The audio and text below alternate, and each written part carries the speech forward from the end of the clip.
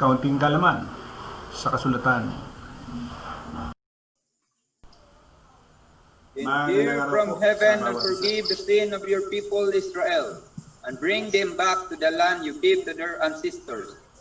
When the heavens are shut up and there is no rain, because your people have sinned against you, and when they pray toward this place and give praise to your name, and turn from their sin because you have afflicted them, then hear from heaven and forgive the sins of your servants, your people Israel.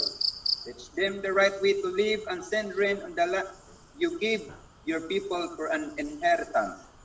If famine or plague come to the land, or blight or mildew, locusts or grasshoppers, or when an enemy besiege them in any of their cities, whatever disaster or disease may come, members may now give their petition to the priest. Members may now give their petition to the priest.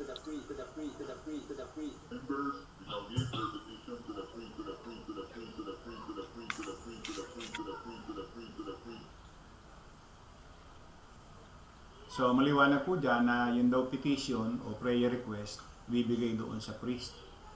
At yun namang priest, ang nangyari po, ayan, sinusunog yung kanilang mga petition or panalangin ay sinusunog noong di umano ay priest.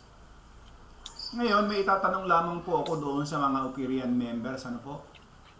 Saan po ninyo nabasa yung pong pinagagawa ng inyong priest na sinasabi?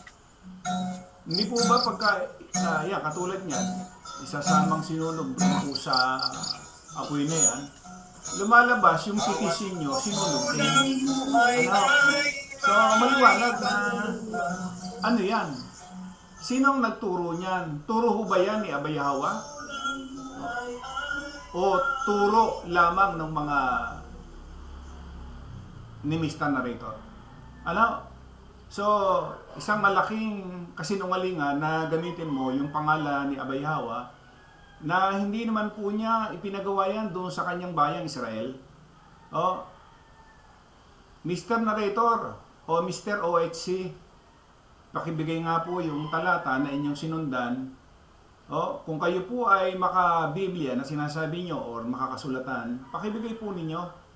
O, napakarami na po ninyo ang nadaya.